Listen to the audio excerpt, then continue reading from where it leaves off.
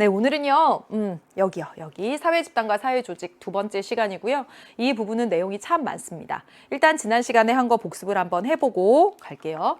지난 시간에 사회집단 했죠. 2명 이상, 그렇지, 지속적인 상호작용을 하면서 소속감 공동체 의식을 느낄 때, 그래서 출제됐던 것 가운데서 관객들 사회집단 아니고요. 보조 출연자들 사회집단 아닙니다. 그리고요, 이 사회집단은 학자들의 분류 기준에 따라 쿨리가 접촉 방식에 따라서 1차 집단하고 2차 집단으로 나눴습니다. 그러면 1차 집단, 2차 집단 할 때 1차 집단은 그 인간관계 자체가 목적인 거, 2차 집단은 수단적인 만남을 하는 것, 그게 간접 접촉이다 라고 했고요. 그리고 테니스가 결합 의지에 따라서 이익사회랑 공동사회로 나눴습니다. 공동사회와 이익사회죠. 공동사회 앞에 썼죠. 공동사회와 이익사회로 나눴습니다. 이익할 때 이 이익은 정말 이윤 추구할 때 이익이 아니라고 했습니다. 그렇죠? 네, 그래서 여기는 인위적으로 만든 것. 그래서 학교도 시민단체도 다 이익사회에 속한다고 했고, 여기는 자연 발생적인 본질 의지에 따라서. 그리고요, 썸너라고 하는 학자가 소속감에 따라서 내집단하고 외집단입니다. 그래서 여기서 주의해야 될 것은 이번 수능특강 교재에 너무나 잘 나온 거, 내가 소속된 집단은 소속감이라고 일단 쓰긴 했지만, 소속된 집단 모두 내 집단 아니라고 했습니다. 소속만 되어 있고 내 집단 아닐 수도 있다고요. 그리고 외집단, 내가 소속되어 있지 않다고 해서 다 외집단도 아니라고 했습니다. 이질감, 적대감 느낄 때 매우 중요한 내용이었고요. 그리고 또 하나 준거 집단 있었죠. 행동과 판단의 기준이 되는 집단, 이렇게 했고, 준거 집단과 나의 소속 집단이 일치하지 않으면 막 상대적 박탈감 이런 거 느낄 수 있다라고 얘기했었어요. 다 외워야 합니다. 그래서 너무 창피하지만 쿨잡 1, 2, 퇴결! 02! 이거 하나만 하면 나머지 다 외워지지? 그렇죠? 퇴결! 네, 공동사회와 이익사회. 그러면 나머지 접촉 방식에 따라서 1차, 2차 이렇게 되죠. 사회조직은 여러분 공식 조직 생각하면 되죠. 무서운데. 사회 집단 가운데서 무서운데. 지위와 역할이 뚜렷하고 과업이 뚜렷하고 공식적인 규범에 따라서 보상과 제재가 이루어지는 공식 조직. 공식 조직의 구성원들이 관심사에 따라서 자발적으로, 비공식 조직이죠. 따라서 어디에 속해? 자발적 결사체에 속해. 자발적 결사체에는 친목 집단도 있어요. 그쵸? 이익 집단도 있어요. 까지 다 쓸게요. 이익, 여기는 사회야. 다른 거야. 이익 사회, 이익 집단도 있고요. 그리고 시민단체도 있습니다. 등등등. 그래서 이 친목 집단 같은 곳에서는 1차적 관계가 두드러지게 나타나고, 그 밖에 다른 자발적 결사체는 2차적 관계. 그래서 1차적 관계가 나타나는 자발적 결사체도 있고, 그렇지 않은 자발적 결사체도 있고. 네, 좋습니다. 이제 오늘 뭐 할 거냐면 바로 이 사회조직의 세 번째, 여기가 1번, 그리고 2번, 60페이지, 61페이지 봤지? 그러면 62페이지로 넘겨보세요. 62페이지로 넘기면 사회조직의 운영 원리야. 운영 원리. 원리로서 3. 관료제와 탈관료제입니다. 관료제에서 탈관료제로의 변화와 밀접하게 관련이 있는 건 사회 변동이야. 산업사회에서의 관료제 조직과 그리고 탈산업사회, 다시 말하면 정보사회로의 변화에 따라서 탈관료제의 모습이 나타나게 돼요. 그래서 이에 대해서 공부를 하도록 하겠습니다. 여러분은 62페이지 펼치시면 되고요. 다시 60페이지에 사회집단 유형 쭉 나왔었지? 그리고 61페이지부터 준거 집단이 있었어요. 61페이지 사회조직 전체적으로 쭉 내용 나왔었지? 62페이지에 이제 관료제와 탈관료제 하고 있습니다. 큰 그림으로 이해해야 돼. 페이지가 다 머릿속에 떠올라야 됩니다. 보다시피 관료제와 탈관료제는 그간 단독으로 출제가 쭉 안 되어 왔습니다. 그 이전에 진짜 예전에는 참 잘 출제가 됐었는데 지금은 안 나오고 있는 추세입니다. 그래서 간단하게 살펴보고 가도록 하겠습니다. 관료제와 탈관료제 되어 있죠. 여러분은 62페이지 제일 위부터 차근차근 본다고 생각하시면 돼요. 관료제부터 나오겠네. 관료제가 무엇인지부터 볼까요? 관료제는 이 모양 생각하면 돼. 어떤 모양? 여기 피라미드형 생각하면 돼요. 대규모 조직을 어떻게 효율적으로 운영할 수 있을까? 군대 조직 이런 데 생각해 보세요. 엄청 많지. 쫙 위계 서열화되어 있잖아. 그래서 수직적으로 이렇게 봤을 때 위계 서열 구조화 또 수평적으로 봤을 때는 자신의 업무가 쫙 분업화되어 있어요. 기능적 분업화 내지는 업무의 분업화 또는 업무의 전문화 이런 식으로 나옵니다. 그래서 수평적 분업 체계 등의 기초에서 업무를 효율적으로 수행하기 위한 조직 형태입니다. 그래서 왜 이러한 피라미드형 조직 형태가 나타나게 되었냐면 여러분 산업사회예요. 근대 산업사회. 산업혁명에 따라서 등장한 산업사회는 어떤 특징을 가지고 있냐면 공장제 기계공업 막 찍어낼 수 있어. 가내수공업보다 엄청나게 생산량이 늘어나게 되죠. 대량 생산이 가능해. 대량 생산이 가능하면 그에 따라서 대규모 조직이 만들어지게 되는 거지. 그렇죠? 대규모화되면서 조직이 완전히 커져요. 큰 조직을 어떻게 하면 효율적으로 운영할 수 있을까? 바로 이 모양으로. 수직적으로는 쭉 서열화를 시키고 여기 가로, 수평적으로는 분업을 탁탁탁탁 시키는 거지. 그래서 산업화 이후에 대규모화된 조직을 효율적이고 안정적으로 운영하기 위한 조직 체계의 필요성에 따라서 등장을 하게 된 것이다. 좋습니다. 네. 등장 배경까지 봤고요. 특징이야, 특징. 지금 의미를 잘 알고 있다면 이 특징은 자동적으로 쭉쭉쭉 연결돼서 갑니다. 해볼까? 권한과 책임에 따른 위계의 서열화. 구성원의 지위에 따라서 권한인과 책임을 쫙 서열화하죠. 교장 선생님, 교감 선생님, 부장교사, 평교사 쭉 이렇게 지위를 서열화하고요. 그 지위에 따라서 권한과 책임이 쫙 달라져요. 그렇죠? 그래서 의사결정의 혼란을 피하고 일사불란하게 착착착 진행되는 거잖아요. 군대 조직이 대표적으로 그렇고 학교도 그런 모습 띠고 있고요. 많은 대규모 조직들이 이와 같은 형태를 띠고 있습니다. 서열화되어 있죠. 그렇죠? 두 번째, 업무의 전문화라고 표현이 되어 있죠. 또 세분화 또는 위에서 봤던 식으로 분업화 이렇게 해도 됩니다. 업무를 세분화해서 나누고 기능적으로 분업화하고 하나하나씩 딱딱 맡아서 전문화하고 이런 말입니다. 그래서 구성원들이 수행해야 될 업무를 세분화함으로써 구성원들과 업무의 중복을 피하는 거예요. 그래서 학교에서도 보면 학생부 업무 또는 교무부 업무, 또 연구부 업무가 다르고 그 안에서 학생부에서 또 그 안에서 또 나눕니다. 학교 축제와 관련된 업무 또는 학생 학칙 위반 사항과 관련된 업무 이렇게 딱 세분화해서 다 나누죠. 그렇죠? 이게 바로 업무의 전문화, 세분화입니다. 그래서 중복을 피하는 것이고 또 관료제 조직의 가장 큰 특징은 문서, 규약, 절차, 약속에 따라서 업무를 진행한다는 거야. 그래서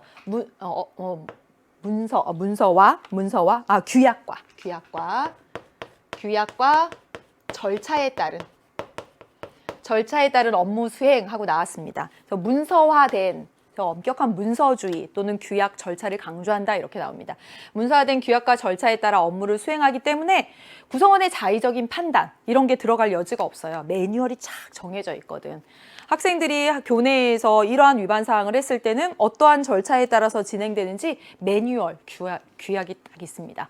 모의고사 보려고 하면 모의고사 보기 전에 어떤 준비를 하고 그 다음에 어떻게 하고 하는 내용들이 쭉 규약과 절차대로 되어 있습니다. 나의 자의적인 판단이나 이런 것들이 들어갈 여지가 없어요. 네, 그런 특징이 있고요. 그 다음에 경력이 매우 중요합니다. 경력에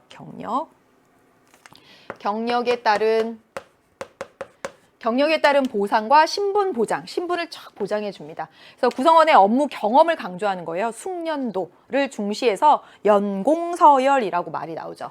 얼마나 오래 근무하는 연수, 경력이 공이되어서 그걸로 줄 세우는 거예요. 연공서열에 따라 보상하고요. 신분을 보장하는 형태. 단점도 있을 수 있겠죠. 그래서 이거 보고 나서 이제 역기능하고 연결을 할 겁니다. 그래서 얼마나 오래 그 회사에 다녔는가, 숙련도 이게 기준이 되는 거죠. 그다음에 지위 획득의 공평한 기회라고 나와 있습니다. 공개적인 경쟁 방식에 따라 일정한 자격을 갖춘 사람들을 구성원으로 선발한다라고 되어 있는데요. 이게 산업사회로의 변화의 특징과 맞물려 있는 거예요. 산업사회의 대규모 조직을 어떻게 효율적으로 운영할까 해서 등장한 게 관료제라고 했잖아. 산업사회 이전에 뭐가 중요했겠어? 또 어떤 집안 출신이야, 신분, 배경, 혈통 이런 것들이 중요했겠죠. 뭐 그에 따라서 소개해서 취직하기도 하고 막 그랬다고요. 그러나 산업사회가 오면서 이제 지위 획득의 공정함, 공개 채용, 공정성 이런 것들이 강조되게 되었다라고 하는 겁니다. 그래서 여기까지 한번 봐주시면 되죠. 순기능과 역기능 한번 볼까? 갑니다. 네. 좋은 점, 대규모 업무를 그렇죠. 효율적으로 수행할 수 있습니다. 그래서 대규모 조직을 어떻게 효율적으로 운영할 것인가에서 등장한 거잖아. 그러니까 어마어마한 업무를 어떻게 효율적으로 운영할 수 있겠어? 일단 딱 서열을 세워. 그리고 하나하나 업무가 중복되지 않게 나눠. 그러면 효율적으로 할 수 있는 거잖아요. 바로 그겁니다. 효율적으로 수행할 수 있다는 점. 그리고요, 업무 담당자의 개인적인 특성이나 구성원의 변동 등과 상관없이 업무 수행은 계속 안정적이고 지속적으로 예측 가능성을 확보할 수 있다. 이거 다 특징입니다. 왜 그럴까요? 문서화된 규약과 절차가 있는 거야. 그래서 구성원이 누구든지 간에 그 매뉴얼에 따라서 계속 업무가 진행되기 때문에 안정적이고 지속적이에요. 그리고 그 다음에 어떤 일을 진행해야 할지 알 수 있습니다. 예측 가능성이죠. 그렇죠? 그리고요, 업무에 대한 책임 소재가 명확합니다. 왜요? 네, 서열화했고 또 그에 따라서 지위에 따라서 권한을 이미 다 나눴고요. 또 업무를 세분화하고 분화했습니다. 따라서 어떤 부분에서 어떤 문제가 발생하면 누구의 책임 소재가 있는지, 그리고 그 서열을 따라 올라가서 누구의 얼마만큼의 권한에 따른 책임이 있는지를 명확히 밝혀낼 수 있습니다. 그래서 책임 소재가 명확하다까지. 예, 순기능입니다. 역기능은 뭐겠어? 규약과 절차를 너무 강조해요. 규약과 절차를 너무너무 강조해서 목적보다 이 규약 절차를 지키는 게 더 중요해.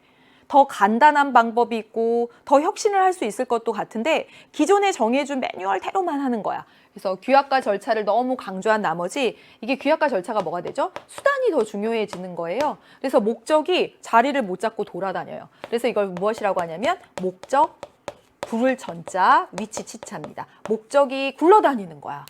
이 수단을 너무 강조하니까, 규약 절차를 강조하니까. 이런 사례들은 개념 강의에서 다 소개를 했고요. 여기서는 하나하나 짚어가는 시간으로 가겠습니다. 두 번째, 구성원들이 각자의 단편적인 업무만을 반복적으로 수행하죠. 자율성과 창의성을 발휘할 여지가 없습니다. 왜냐하면 규약과 절차에 따라서 하는 거니까 구성원의 생각이 들어갈 여지가 없어요. 그냥 매뉴얼대로 하는 뭔가 기계 같아요. 그래서 어떤 생각이 드냐면 이 조직 안에서 이 박범이라는 사람이 너무 필요해서 한 것이 아니라 나의 창의성, 나의 자율성, 나의 능력 때문에 하는 거 아니에요. 내가 아니라도 누구든지 할 수 있는 일이야. 그냥 나는 부품 같아. 나는 이 조직을 굴러가게 하는 수단 같아. 그래서 이게 바로 무엇이냐면 인간 소외입니다. 소외가 발생할 수 있다. 그리고 엄청나게 경직된 조직 구조가 형성될 가능성이 커요. 대규모 조직입니다. 이게 상황에 따라서 바뀌거나 또는 하기가 너무 어려워요. 규약 절차, 그동안의 규약 절차를 바꾸는 것도 너무 어렵고 그걸 바로 경직된 구조라고 말합니다. 경직된 조직 구조가 형성될 가능성이 매우 높기 때문에 외부 환경 변화에 뭔가 유연성이 매우 떨어져 유연하게 대처할 수 없음 되어 있고요. 그에 비해서 나중에 탈관료제 조직은 유연한 조직 구조라고 말합니다. 환경 변화에 따라서 어떤 팀을 만들었다가 해체했다가 어떤 목적이 필요할 때는 또 팀을 만들었다가 해체했다가 그게 유연성이고요. 그에 비해서 관료제 조직은 그러한 점이 훨씬 떨어진다는 것이죠. 그 다음에 연공 서열에 따라서 보상하죠. 그리고 신분 보장이 지나치게 강조되면 어떻겠어요? 나 일 안 할래 라고 하는 생각이 절로 들지 않겠어요? 그냥 연수만 차이면 월급 많아지는데 그래서 이러한 조직에서는 무사한 일이 생길 수 있습니다. 무사한 일. 그래서 순기능과 역기능 해보았습니다. 여러분 62페이지에 지금 관료제의 의미, 특징 받고 순기능, 역기능까지 봤습니다.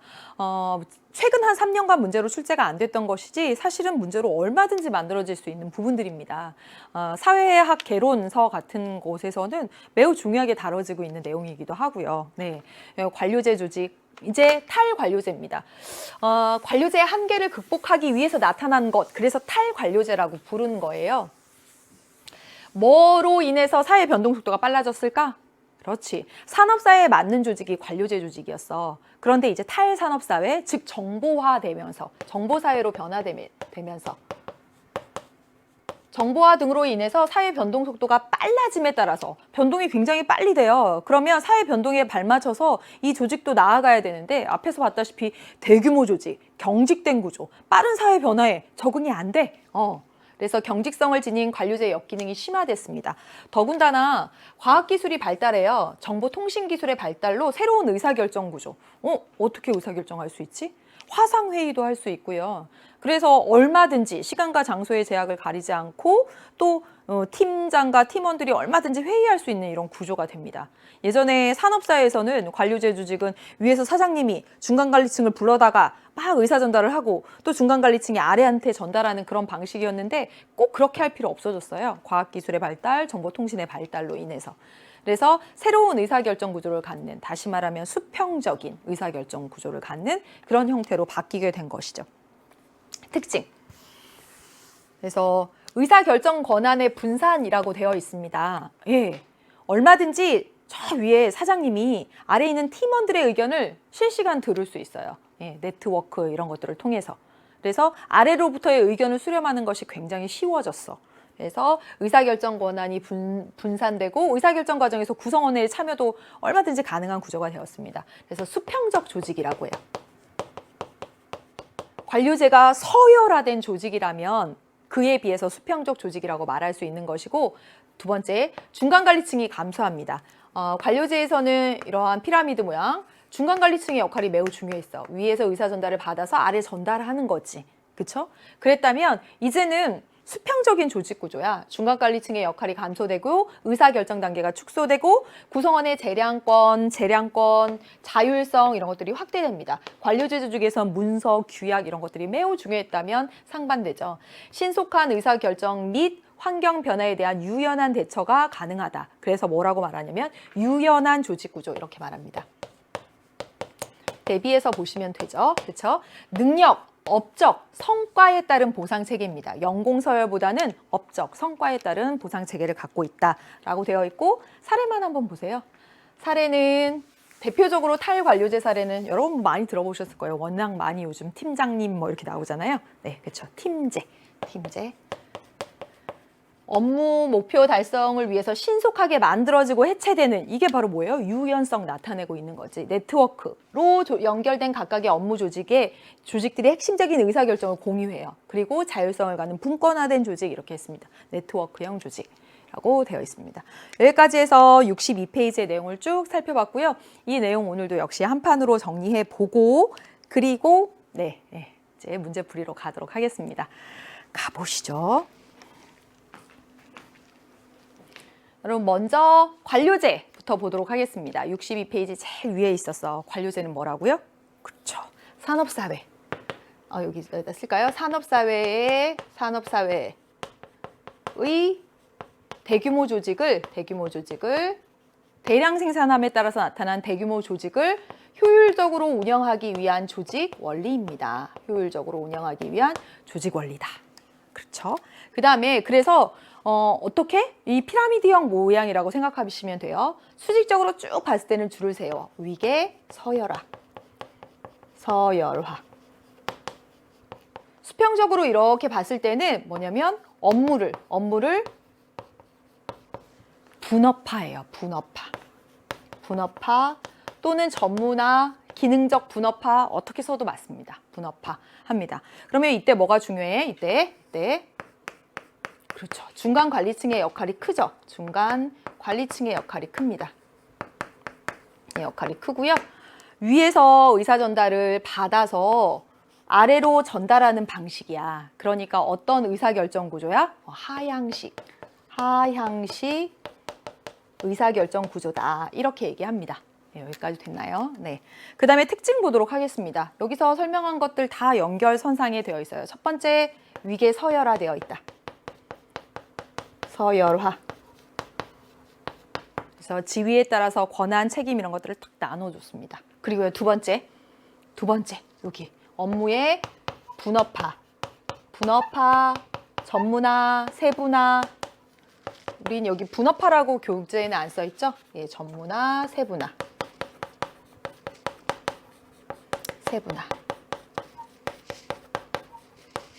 또 세 번째 뭐 말할 수 있을까? 그렇죠. 엄청 뭐 강조해? 규약, 절차에 따른 업무 진행 이런 부분들을 매우 강조하죠. 그 다음에 또 있습니다. 뭐에 따라서 보상해? 맞아요. 경력에 따른 보상. 이거 뭐라고 했지? 연, 공, 서, 열 이렇게 얘기했습니다. 그 다음에 또 마지막, 그렇죠. 지위 획득에 있어서 공평한 기회를 준다. 왜 여러분? 산업사회니까. 그래서 산업사회로 오면서 그 전과 달리 이런 개인 성취주의 이런 측면들이 이제 강조되게 된 겁니다. 그래서 이렇게 나왔죠. 순기능 뭘까요? 순기능. 그렇죠. 첫 번째 효율적입니다. 효율성이 높아요. 대규모 조직을 이렇게 분업화하고 했으니까. 그리고 안정성이 높습니다.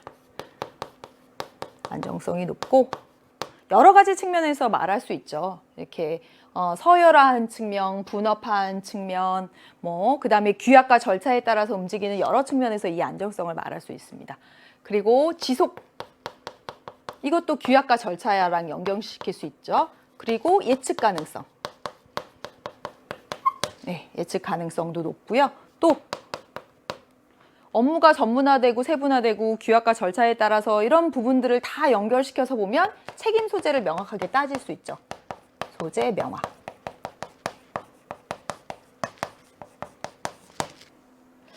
역기능이 있어요. 역기능. 뭐 말할 수 있을까?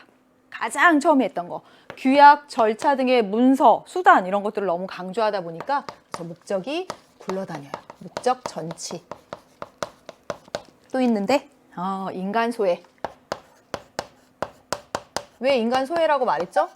자율성, 창의성 이런 것들이 개입할 여지가 없어요. 예, 그냥 규약대로 하는 거야. 그러다 보니 부품 같다라고 하는 생각이 들어요. 그 다음에 경직된 구조. 대규모의 경직된 구조이기 때문에 변화에 유연하게 대처하기가 어려워요. 변화의 대처. 네, 변화의 대처가 어렵다. 라고 말할 수 있겠고요. 하나 더 말할 수 있겠네요. 뭐 말할 수 있어? 네, 경력에 따른 보상 이런 데서 야기되는 겁니다. 저 무사안일.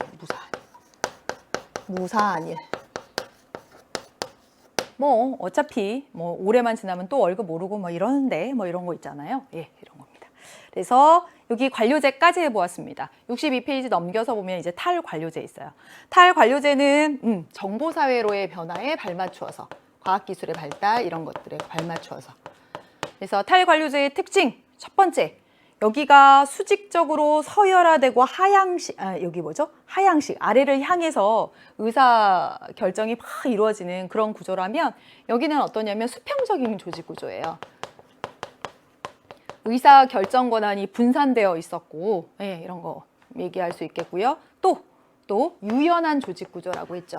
환경 변화에 대한 대처가 용이하고 그리고 연결시켜서 써보자면 그럼 이번엔 중간관리층의 역할은 어떨까? 우리 2층의 역할은 이제 작아지겠죠. 그렇죠? 네.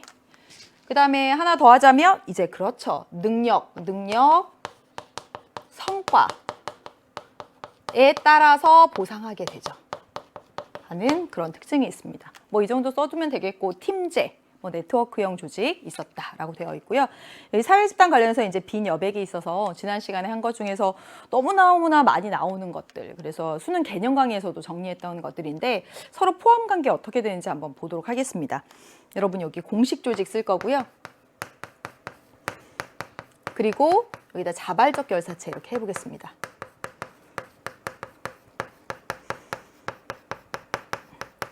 지금 이 동그라미는 개념상의 동그라미야. 자발적 결사체의 특징을 가진 것들은 다 여기 들어가는 것이고 공식 조직의 특징을 갖는 건 여기 들어가는 거죠. 그렇죠? 그럼 회사는 공식 조직, 여기 자발적 결사체 어디에 들어가야 될까? 그렇죠. 회사는 여기 들어가야 되죠. 회사 여기 들어가야 됩니다. 예. 회사는 자발적 결사체는 아닌 거야. 가입과 탈퇴가 자유롭고 신념에 따라서 하고 이런 성격이 갖고 있지 않습니다. 그래서 회사는 여기 들어가야 돼요. 그러면 회사 내 동호회는? 사내 동호회는? 선생님 요 안에요. 그럼 맞아?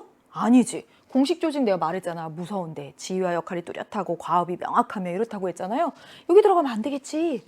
그렇죠? 회사 내 동호회는 그 회사 사람들이 자발적으로 만든 거야. 그래서 여기 들어가야 돼. 여기다가 여기. 그래서 여기 회사 내 동호회 이게 뭐라고요? 비공식 조직. 네, 여기 들어가야 된다. 이거 매우 중요했고요. 자발적 결사체에 포함된다. 이거 너무 많이 썼잖아요. 그렇죠? 그러면 여기 들어가는 거 뭐 있을까? 공식 조직이면서 자발적 결사체인 거. 공식 조직이면서 자발적 결사체인 거. 이런 거 있어. 뭐냐면 시민단체, 자발적 결사체라고 했죠? 그러면서 공식 조직의 성격을 가져. 그리고요, 노동조합 같은 이익집단, 노동조합. 또요, 공식 조직이면서 자발적 결사체. 자발적 결사체인데 공식 조직의 성격을 갖는다고요. 그래서 여기 있는 거. 그러면 여러분, 여기 비공식 조직도 아니고 요 여백에 들어가는 건 뭐 있을까? 그냥 일산 사는 사람들의 배드민턴 모임 이런 건 어때요? 네, 여기에 들어갈 수 있겠지. 공식 조직은 아니야. 회사 내 사람들이 한 건 아니야. 그런데 자발적 결사체죠. 친목 모임 같은 거. 그래서 이 노란색 이렇게 세로로 빗금친 영역에 일산 구민들의 배드민턴 모임 뭐 이런 거 이렇게 될 수 있습니다. 좋아요. 그러면 공식 조직 자발적 결사체, 비공식 조직 뭐 이런 것들을 다 포함해서 이 하얀색 여기에 쓸 수 있는 거 뭐 있을까? 사회 집단을 이렇게 나눌 수 있습니다. 라고 쓸 수도 있고요. 여기 이익 사회 이렇게 쓸 수도 있습니다. 이익 사회가 뭐지? 인위적, 선택적으로 만든 건 다 이익 사회잖아. 이익 사회를 이렇게 제일 큰 테두리로 보고 다음과 같이 이렇게 나눠서 쓸 수 있겠다라고 하는 거고요. 너무나 중요한 포함 관계입니다. 정말 시험에 많이 나왔던 거. 여기까지 해서 이렇게 정리를 해봤습니다. 되었나요? 네, 오늘 정리는 한판 정리는 이렇게 해서 다 끝났고요. 여러분 내용 정리는 지난 시간부터 이번 시간까지 해서 지금 다 해왔습니다. 좋아요. 네. 60페이지 어떤 내용 있는지 61페이지, 62페이지까지 다 온 겁니다. 이제 여러분 63페이지 보시면 되겠고 테마 대표 문제부터 풀어나가 보도록 하겠습니다. 여러분이 먼저 풀어보시고 오늘 기본 문제 4번까지 한번 열심히 한번 풀어볼까요? 해보도록 하겠습니다. 표는 자발적 결사체 AC를 질문 가, 다의 응답에 따라서 분류한 것이다. 이에 대한 설명으로 옳은 것은 했습니다. 자발적 결사체 AC라고 했으니까 자발적 결사체 뭐 있어? 친목 집단 우리 배웠었지? 그쵸? 그 다음에 이익 집단 그리고 시민단체 이렇게 있네. 좋아. ABC가 뭔지도 지금 모르는 상황이에요. 질문 가나 다에 대해서 예, 아니요로 이렇게 답변이 되어 있고요. 모두 빈칸입니다. ABC가 뭔지도 모르고요. 역시나 수능 문제 다워요. 네, 2019 대수능에 출제됐던 문제입니다. 하나하나 한번 살펴보도록 하겠습니다. 1번 볼게. 가에는 가입과 탈퇴가 자유로운가가 들어갈 수 있다. 들어갈 수 있을까? 여러분 가입과 탈퇴가 자유로운가라고 하면 얘네들 셋 다 뭐야? 자발적 결사체지. 그럼 얘네들 셋 다 뭐라고 해야 돼? 예라고 해야 됩니다.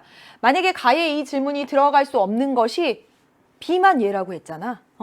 A, B, C가 다 예라고 하는 나에 들어갔어 써야지 맞는 것이죠. 됐나요? 네. 두 번째 보도록 할게요. 나에는 본질 의지에 의해서 자연 발생적으로 여러분 본질 의지에 따라서 자연 발생적으로 형성된 건 뭐지? 공동사회죠. 방금 전에 내용 정리한 부분에서도 보았습니다. 방금 전에 제가 필기하고 왔어요. 이 자발적 결사체를 비롯하여 공식 조직 이런 애들 모두 다 뭐에? 이익사회에 포함시킬 수 있다 라고 얘기했었죠. 얘는 다 이익사회야. 일부러 인위적으로 만든 것들. 따라서 본질 의지에 의해서 자연 발생적으로 했는가 라고 하면 얘네 셋 다 아니요 라고 말해야 돼. 아니요 라고 말해야 되는데 A, B, C가 다 아니요 라고 간 곳 없고요. 여기 나에는 모두 예라고 했으니까 틀린 거지. 그쵸? 세 번째 가도록 하겠습니다. 공통의 관심사나 목표를 가지고 결성한 집단인가? 이거 뭐지? 자발적 결사체의 개념 정의잖아. 그럼 셋 다 뭐라고 해야 돼? 네 라고 해야 되겠죠. 이것도 역시 마찬가지입니다. 그럼 어디 들어가야 돼? 예, 나에 들어가야 되죠. 나에 들어가면 셋 다 예라고 하겠죠. A, B, C가 무엇인지 모르지만.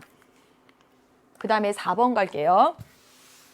A하고 C가 각각 시민단체와 친목 집단 중에 하나라면 가에 들어갈 수 있는 건 사회 다원화에 기여하는가가 들어갈 수 있다. 여러분 생각해봐.